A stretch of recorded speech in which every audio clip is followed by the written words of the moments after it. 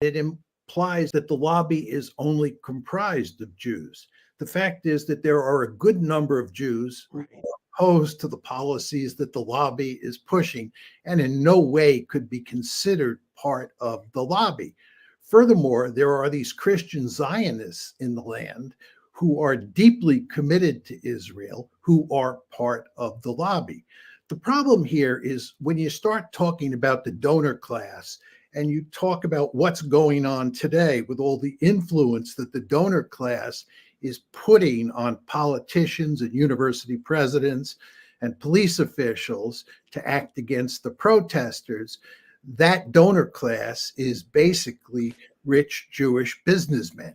So it makes it easy for people to think that the Israel lobby is really the Jewish lobby. But I would argue that's a mistake, even though it is the case that these are rich Jewish donors who are in the news today. Supporters of Israel cannot tolerate an open discourse about Israel and what it's doing to the Palestinians. They just can't tolerate that because Israel loses if there is an open debate.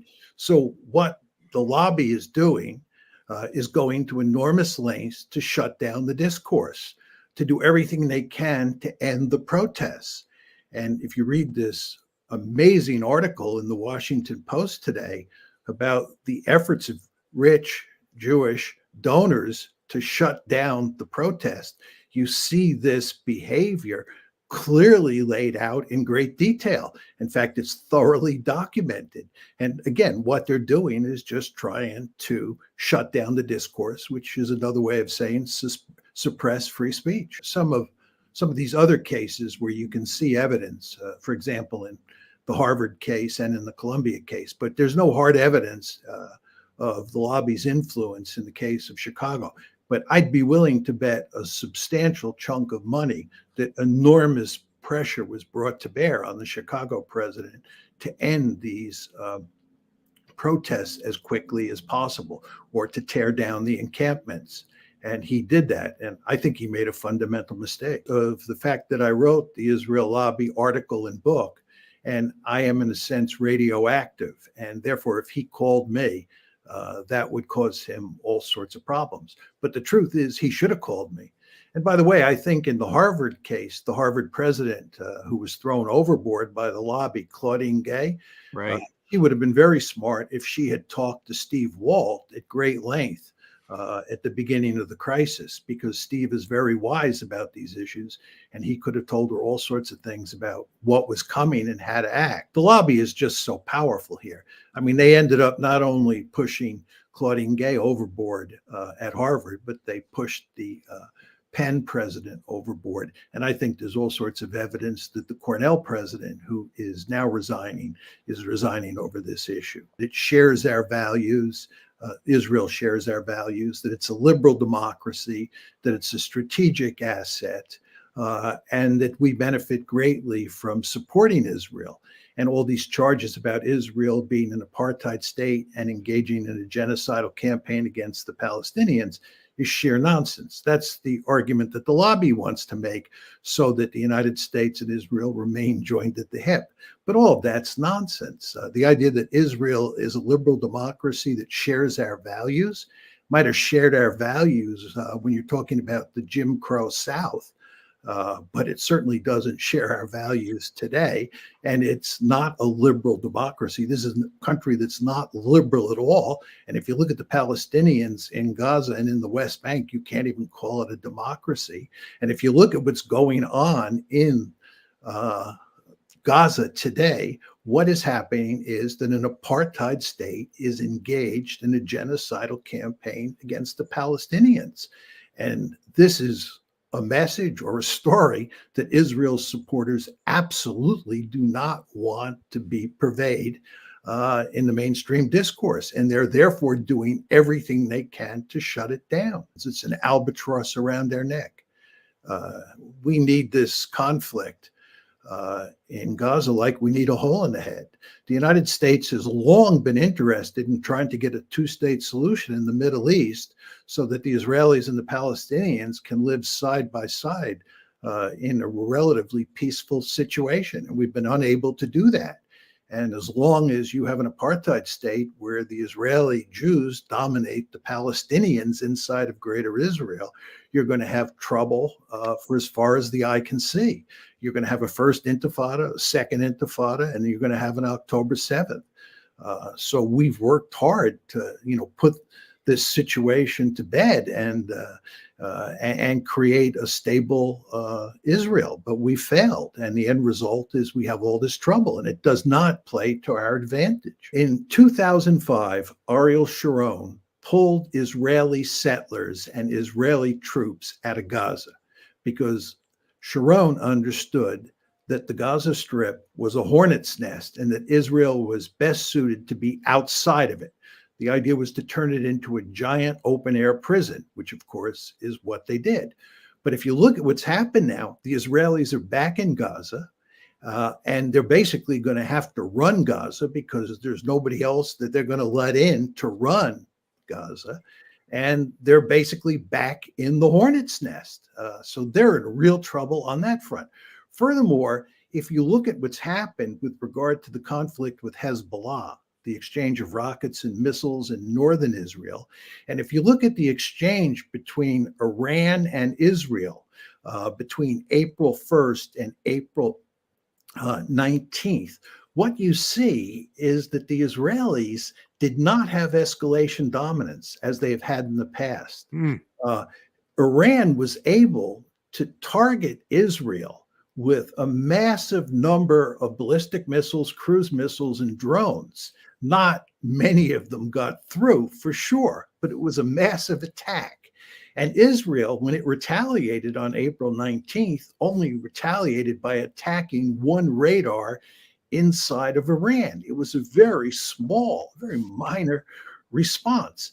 And this is because Israel is not in a position today to engage in a major conflict with Iran. And the United States certainly wouldn't want that to happen. So if you look at the fact that Israel is back in Gaza and has no way of getting out, number one. And number two, you look at the fact that its ability to escalate against adversaries like Hezbollah and Iran has been greatly reduced because they have lots of rockets and lots of missiles. You see that Israel's deterrence capability is not what it once was. So Israel's in real trouble. The lobby is deeply interested in seeing the United States involved militarily all over the planet. The reason is that if the United States is intervening all over the planet, that means it will have a commitment to intervening in Israel. You don't want a situation where the United States pulls back its forces, implements a policy, a foreign policy of restraint, and is very reluctant to interfere in other places around the world. Because if that's the case, it means that Israel may get into a conflict and the United States might not be willing to intervene on its behalf. So the lobby over time has had a deep-seated interest in seeing the United States pursue a very aggressive foreign policy all across the globe. The Europeans and many of the countries in the Middle East, for that matter, will continue to trade with Israel. I don't think there's any danger of Israel not surviving economically. And if it ever gets to that point, if I'm proved wrong, the United States will then intervene with other countries and put tremendous leverage on those other countries to engage in economic intercourse with Israel. So I don't think there's any serious danger of Israel dying of economic strangulation or anything like that. The bigger problems that Israel face are political in nature, and they have to do with internal problems like the Palestinians, and the fact that there are a whole host of centrifugal forces at play inside of Israel that we haven't talked about that are threatening to tear the country apart. There's no question that the Israeli economy has been hurt. How much remains to be seen. And you also want to remember that the United States will go to great lengths to bail the Israelis out. The Israelis don't pay a lot of money for all the weaponry that they're using against the Palestinians because we basically give it to the Israelis. We give them huge amounts military equipment basically cost free or for some minimal price. So it's not clear that the economy will be that badly damaged. Two different societies. One is an extreme right-wing, quite messianic group of people. And then there are the more traditional, mainstream, European-oriented Israelis, and they are often at each other's throat. And you want to remember, before October 7th, there were these attempts by the Netanyahu government to change the basic laws so that the Supreme Court's influence on the political situation inside of Israel was significantly reduced. And what happened was there were huge protests day after day. And there was all sorts of talk in the Israeli press about a possible civil war breaking out between the extreme right and the center right inside of Israel. That's one set of centrifugal forces. Once the shooting starts, that issue will be back on the table. There is a real divide inside of Israel, not altogether unlike the red-blue divide inside the United States.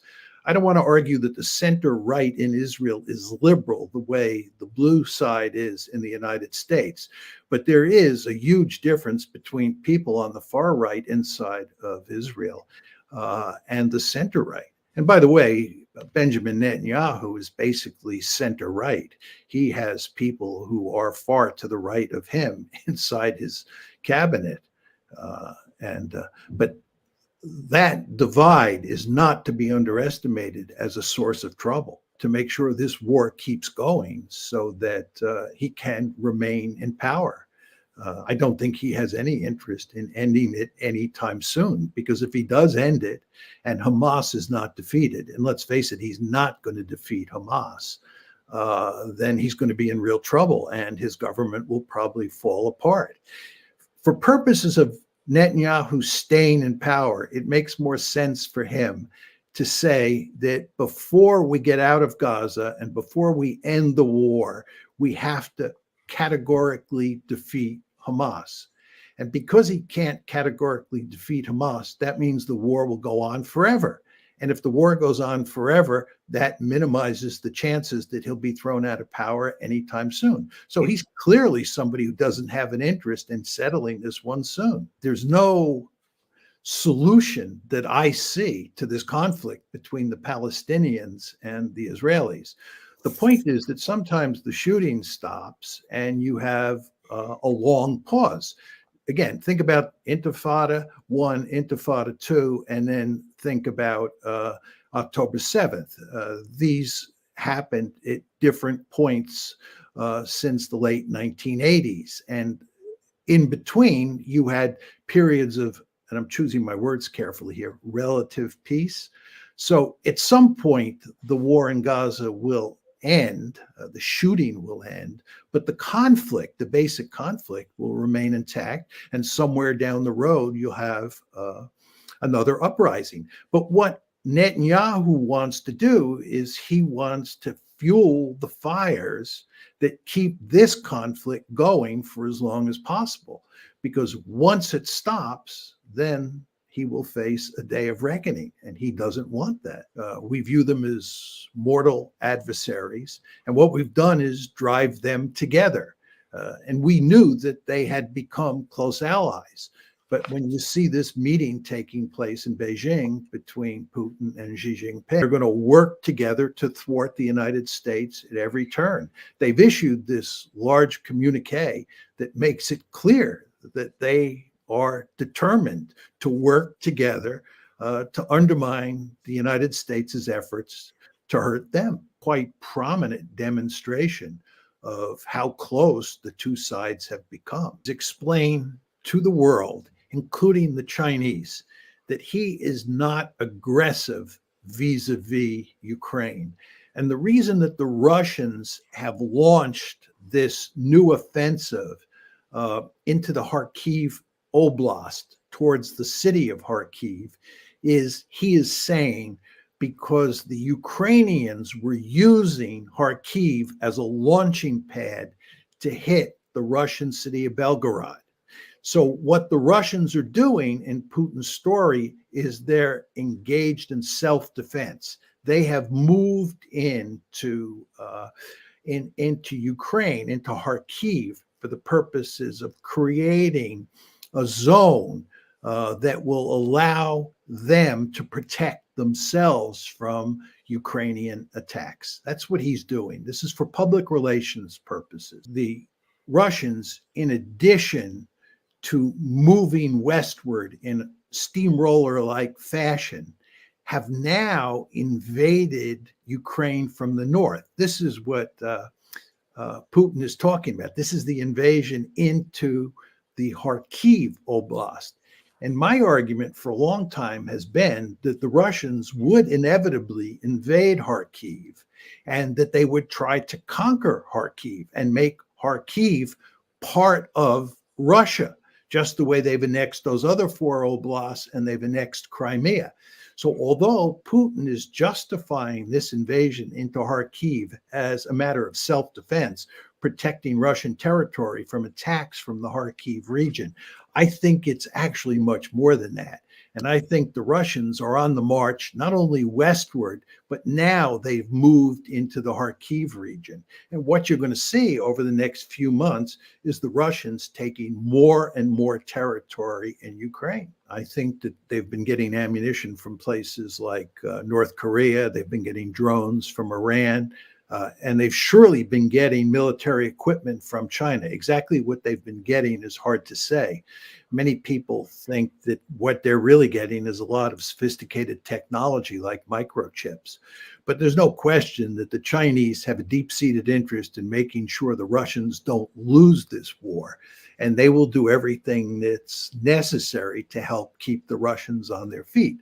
But the fact is, at this point, I don't think the Chinese have to do that much because the Russians are in the catbird seat.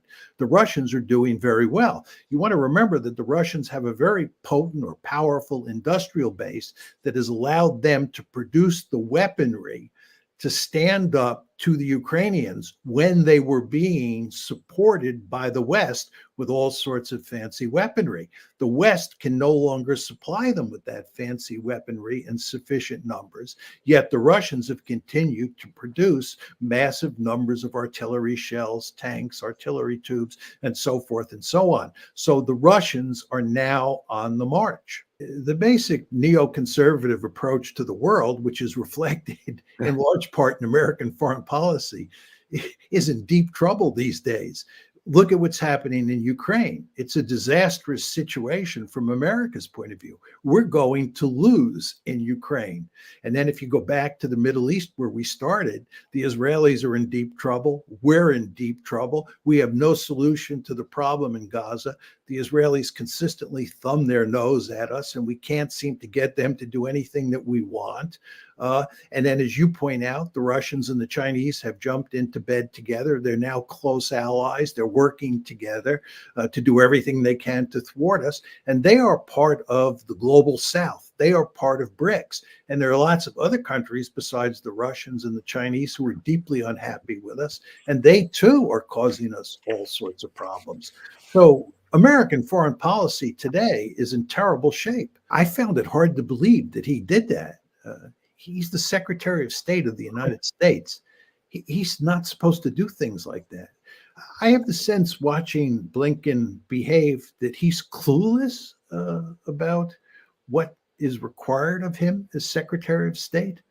I mean, here's a situation where Ukraine is in desperate straits. Really desperate straits. And he's over there playing the guitar. This is just, in my opinion, inappropriate. He should not be doing this. In a few years, Jake Sullivan will probably be Secretary of State, even though he's responsible for all these disasters. It just doesn't matter. And the Republicans don't hold the Democrats responsible for their failures, and vice versa is true. The Republicans and the Democrats are like Tweedledee and Tweedledum. Media is going to come out and say that Israel is engaged in a genocide. The lobby doesn't tolerate that. And the lobby basically dictates what Jake Sullivan says on these matters. My question to Jake would be, okay, you don't want to call it genocide. What do you call it? mass. All he wants to do is drive home the point that it's not genocide. And I think it is genocide, but I fully understand you could argue it's not genocide. Uh, but if you make that argument, then you have to ante up as to what you think it is. And I think if it's not genocide, you have to admit that it's mass murder. It's just horrendous behavior. It's hard to believe that we are tolerating the Israelis doing this to the Palestinians.